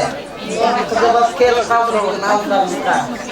Рахмет, үлкен той жасап жатсыздар былайша айтқанда. Мына Балқашқа бастап ағаға деп жүгіріп жүршедік. Осы кішкентай қыз болатын біз ағалар үлкен дәнекүл деген қарындасымен дос болып едік, бірге жүріп едік. Мына Термегүл деген атақты қызымыз бар еді. Ол қайтыс болып кетті, әйтпесе ол жол алып бірінші сөйлеуші. Барлықтарыңыз аман болыңыздар. Рахмет сіздерге, мына барлықтарыңыз шақырғанда келіп, аламандай келіп, тайдай келіп, қынандай келіп көріп, орын алып, сағындай үлкен қуанышта отырмыз. Аман болыңыздар, ұйымдастырушы қыздар, жігіттерім, алтындарым, балаларым, одан қалса ағаларым, осындай жақсылық көбейілесін, тойларымыз тойлата берсін, отбасыларымыз аман болсын, бала-шағаларымыз өзі өлемесін, орталарында өсіп, жайнап, күліп, ойнап, тойға келіп жүре берейік. Рахмет Гауһарым. Гауһарым қаралатып іздеп тауып алып, 10 шақты жыл болып еді Балқаш ауданынан көшіп кеткенде. Тауып алды, қоймай. Рахмет Гауһарым, саған ерекше қалмайсың.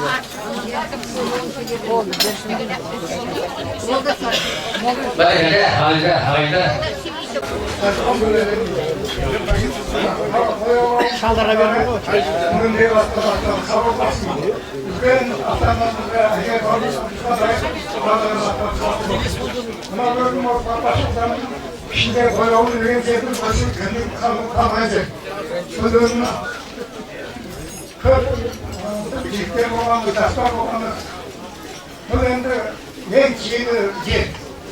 Мына бояулы үлкен сақ, бұл бұрын мосқа болған. Бұл кейін мосқа қолдан деген ауысты бояулы бол. Бұл бояулы деген көмекті шырайды ген. Өзі ішкі болғанда құлайын сүлі бер. Бұл бақытты ген. Бұл бояулы деген басында бала жердің тоғыздырмен 8 жаста, 9 жаста шыр болған. Бояулы басында. Сол шырда шығалық қарилар аталарымыз бораларды нейдаған, талайдаған. Онда өліп бала кетті. Өсіп өліп өстіп, біз енді осы өндірде қалған енді картағанамыз, ұстаймыз. Тек жеңі ішінде қалымыз тоқсаға келді.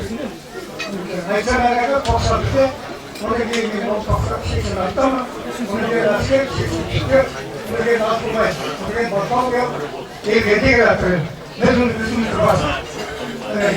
Олардан бақыт болыңдар, оны ешіп болыңдар. Біз баяғыда өшілді түрсіне ең биік мені мектеп болған. Қасынаттан көрінеді, биік. Сосын мектепте 4 жыл оқып, оған жаяу қасынатын оқып. Бұл жерде жәнегелер тұрғасы көп. Сол қыздар, бәріміз жаяу бағымыз, қайтадан жаяу айтамыз. Нәтиже жолы бізде сонда енді болған. Сол енді мейраттан айлақтар жолдан аттары сабыр болсын, әдеттен орындан бермесін. Мен ауыздың үлкен арасының құдай менеге жасабасындар. Рахмет менегелердің тоқтар бола бермесін. Бақыт болыңдар.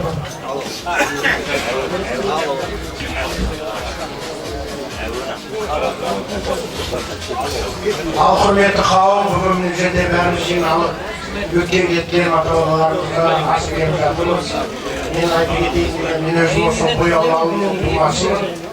Бұл жерден өсіп, туып, бұл жерден өсіп, Сматай деген атбектің мұғалім болған, сол жерден білім алып, бастауыш мектепте. Содан ары оқуды жалғастырған. Табиғам Қалиев, Аты Малик, көп адамдар біледі, может білмейтіндер бар шығар. Мен айта дегеннен былай, бүгінгі біздің бояулы ауылының жігіттері басын құрап, бүткіл жан-жаққа кеткен, ауылдан шыққан барлық жамағаттың бәрін жинап бұл жерге үлкен аталарымызға ас беріп жатыр. Осы жерде ұйымдастырып жүрген жігіттердің бәрін айтып рахмет сіздерге. Кеш қойсаңызшы. Кеш қой.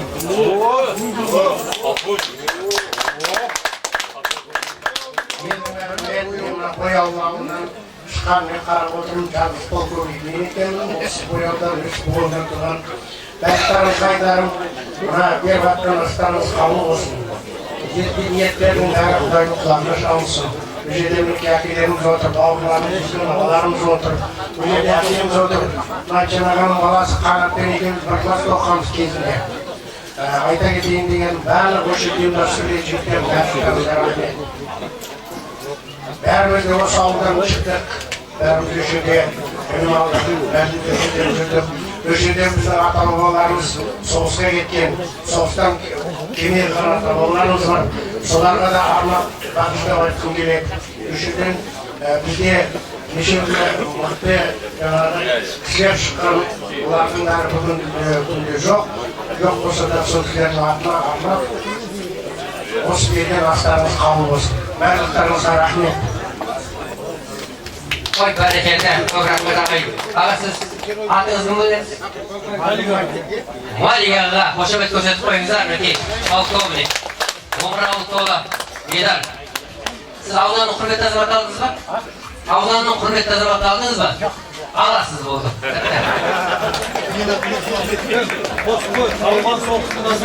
Ауған соғысының ардагері. Айбын ордені, қызыл жұлдыз медальмен марапатталған. Бәйге жөнінде айтар болатын болсақ, енді сонау кеңес дәуірінің соңғы жылдарында да осы Бояулы ауылында көкпар тарту, бәйге жасау деген ат спорттары жиі өткізіліп тұратын. Өйткені осы ауылда мал бордақылау кешені болды. Сол жерде жылқы төлі көп болды, көбінесе тайлар сол Көкжиде ауылынан келетін. Соны біздің осы құрдастарымыз жайдақтатып, мініп, үйретіп, ылғи да бәйгеге қосып, жарыс өтіп жататын. Керсе. Міне, қалай жағдай жасап қалай өзі. Міне, біліп істеген, білмеп істеген күндеріміз арасында кешіреді. Ой, міне. Астан алдарды татып отырыңыздар. Мынаяқта үлкен кісілер марапаттауға ақылдасу үстінде. Енді бүгінгі асқа келгеннен кейін бір ауыз тілегімді айтам десеңіздер қарсылық білдірмейміз. Осы Бояулда өсіп өнген баламызды бір кішкентайымыздан кетіп қалды Алматыға. Ағайын сабыр сақтаңыздар енді, тұрып кеттіңіздер. Әлі бата берілген жоқ, асқа айыру. Екенінен білет мені жақсы. Ал енді ағайын тұсқан, осы менің ауылдастарым, мына бүгінгі беріп атқан асымыз қабыл болсын. Бергаған бағар мені. Бәрлік осы Үзірбай. орта буыннан төмен қарайға мына үйлеріме, балаларымда бәріне рахмет айтқым келіп тұр. Осы іс-шараны, осы сіздер абсты еңсеріп қалдыңыздар, сіздер ешқандай шаруаға айырмаңыздар, отырыңыздар, біздің ақылшы болып жүріңіздер. Сол буынның жасап отқан еңбегі. Рахмет інілерім. Әке көрген оқжанар, шеше көрген том пішердей. Міне алдымызда үлкен сөйлеп отқан ағаларымыздың алған тәрбиелеріміз деп ойлаймын. Сендерге рахмет, інілерім, бауырларым, бәріңе басын дейіп сәлем берем. Өткел Балқаш ауданында болмаған іс-шараны жасап жатсыздар. Оны мен мақтана кеудемді көтеріп тұрып айта аламын. Неге десеңіздер, бүгінгі ұйымдастырған бәйгенің жүлде қорының өзі керемет болды. Бұл екінің қолынан келе бермейтін шаруа. Сондықтан мына қазан ошақтарында жүрген келіндерге де рахмет. Осы палатканың барлығын осының яйнат дастархан жасап жатқан жандарыма сендерге де рахмет. Мына ет асып қызмет жасап жатқан інілерім, бәріңе рахмет. Оның басшысы болып жүрген досым Ғазиз, жан досым, саған да рахмет. Бәріңе рахмет айтам, бауырларым. Бәрінің алдында бастарыңды иемін. Ал енді келген қауым осындай беріп жатқан асымыз жаңа үлкен кісілер айтты. Бәріміздің осы бір тиын болса да қосқан осы бояулы, исе бояулы деген мына төменгі буын, жоғарғы буын неме бәріміздің әке-шешемізге осы беріп жатқан ас тие берсін. Жатқан жерлері жайлы болсын, топырақтары тобырға болсын. Мінгендері пырақ болсын, ұстағандары шырақ болсын. Осы айтқан үлкендердің батасы қабыл болып, әр қашанда осы бауырлардың барлығының жолдары бола берсін. Әумин. Барекелді. Сізге де рахмет, сізге де рахмет. Өзі марапаттау кезеңін алуда.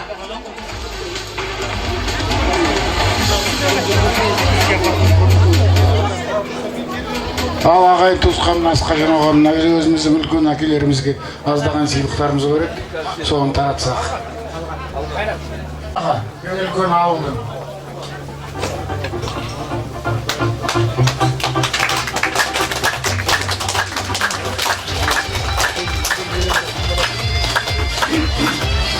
Арада, кеңіз жеңі.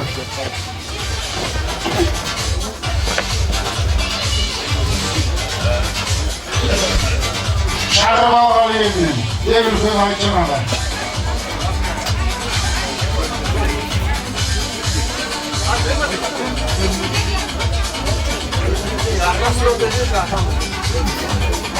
Екінші балдар оларға молда қасым.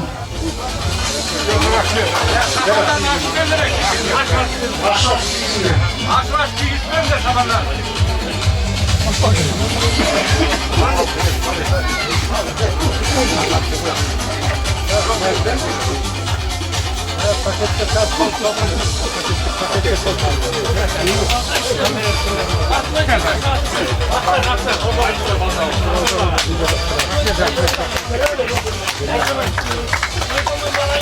Балдағаларға шабандарыңыз құтты болсын. Екінші кезек Қайшылы руынан Шакен аға Күйеубай кигізіңдер, арда Шакен аға сізге жасау сөйлеу шығарсы отырыңыздар.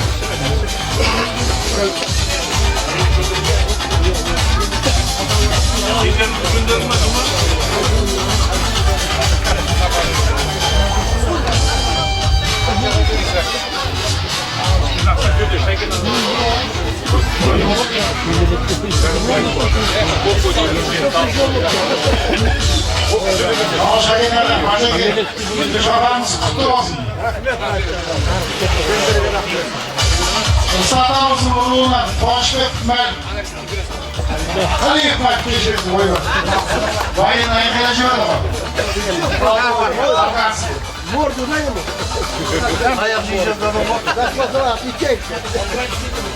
Аяқ жейсем. Жамамайды.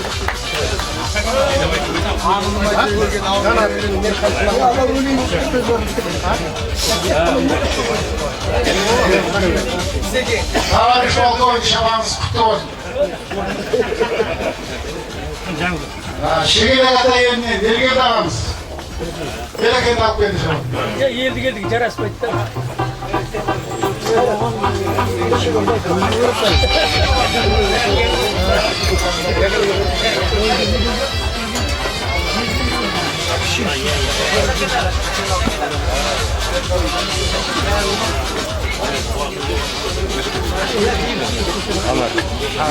Берекет аға шабаныңыз құтты болсын.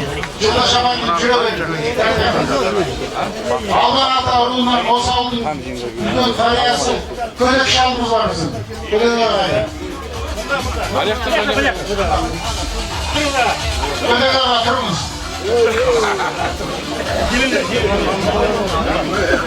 Ал шабан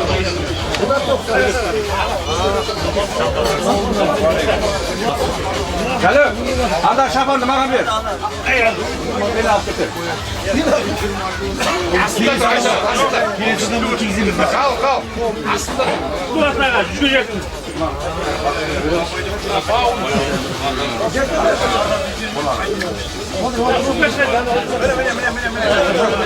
Мен айтшамаған. Ал ағай түскен мөшерде Тайлы кәсінен бірінші орын алған Бақытжан Хамзин мақанасы. Ол да болады.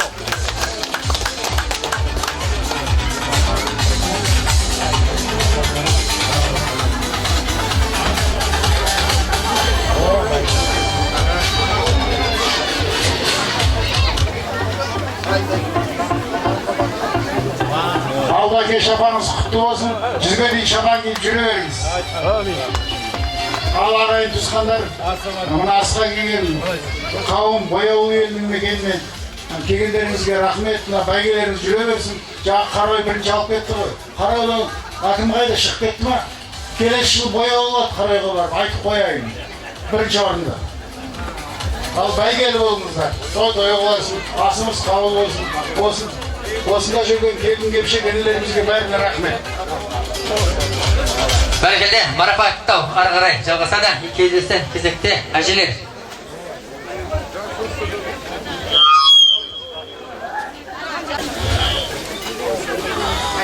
Құрметті мынау аналар, қыздар, келіндер, жеңгелер, осы мынау үлкен бүгінгі мынау құрметті мерекемізде біз бірінші Бояулының қыздарын келгендерімен құттықтаймыз. Айтады ғой Алла тағала, қызды ұзатқан кезде екі періштесімен жіберем деп. Бірі өз төркінін, екінші өз елін барған жерін тілеуін тілеп тұрады екен. Сондықтан қыздарымыздың тілеуі мінекей бүгін тойда отырмыз, ауыз бірдікте отырмыз, мерекеде отырмыз, бәйге жарысын өткізіп жатырмыз. Сондықтан қыздарымызға арналған азын-аулақ сый құрметіміз бар, шапандарымыз бар, соны қабыл алыңыздар. Бірінші Мейрам Күлтәтеміз, Тәне апамыз, Жәмилә апамыз, Ұлбала апамыз, Макира апамыз, Жаматай, Мұрзакүл апа, Олшай, Мұқым, Роза Алпысбай жеңгеміз, Бижамал.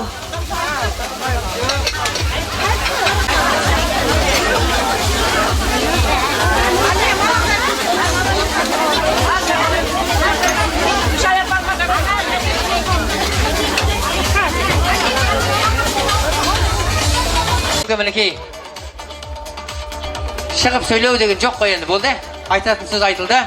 Енді ас дастарханын аяқтасақ, қазір бірінші дастарханға бата береміз. Сонан кейін ас қайыру батасынан кейін Құран кәрім бағышталады. Сонан кейін дастарханнан тұратын боламыз. Bismillahirrahmanirrahim. Қария деп, қадірлеп, сұрасам бата анадан. Шынайы жүрек ақ ниетпен тілейін тек бір Раббым Алладан. Раббым Алла жарылқап, жақсылығын жассын аулаймақ ел жұртқа. Пайғамбарым қолдасын, әулиелер жақтасын. Еліміз аман, жұртымыз тыныш боп, үкімет басындағы азаматтарымыз аман болсын. Көк байрағымыз аспанда желбіреп, іргесі мықты, бақ дәулетті, мәңгілік ел болсын. Беріліп жатқан, бабамызға беріліп жатқан ас, оқылған дұға Құран, айтылған бата тілек, жаратқан ем қабыл алып, бабаларымыздың аруақтарына тие берсін. Аумин.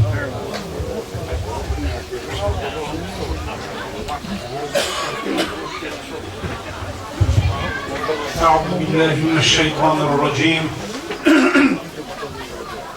بسم الله الرحمن الرحيم. أرأيت الذي يكذب بالدين فذلك الذي يدعو اليتيم ولا يحض على طعام المسكين فويل للمصلين الذين هم عن صلاتهم ساهون الذين هم يراءون ويمنعون الماعون صدق الله العظيم.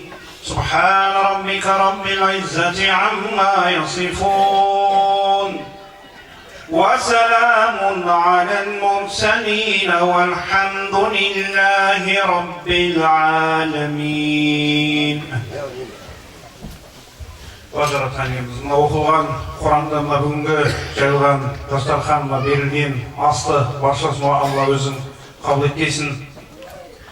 Мына біздердің оқыған хатым Құранның сауабын, осы оқылған Құранның сауабын, осы жайылған дастарханның, осы Құдай тамақтың сауабын баршасын осы бояулы елінен өткен барша аруақтарға бағыштады. Осыны қол жайып әмин деп тұрған, осы жиынға үлес қосқан, қызмет жасаған баршамыздан дәметкен аруақтарға бағыштады. О Алла, марқұмдарды өзің жарылқай көр, қараңғы көрлерін жарық еткейсін, имандарын жолдас етіп, мына біздердің оқыған Құран нұрымен, хатым Құранның нұрымен қабірлерін нұрландырып, жатқан жерлерін жәннат орындана ете көр. О жарылқайым досына қол жайып әмин деп тұрған, осы жиынға ат салысқан баршамызға өзің жақсылығын нәсіп ете көр.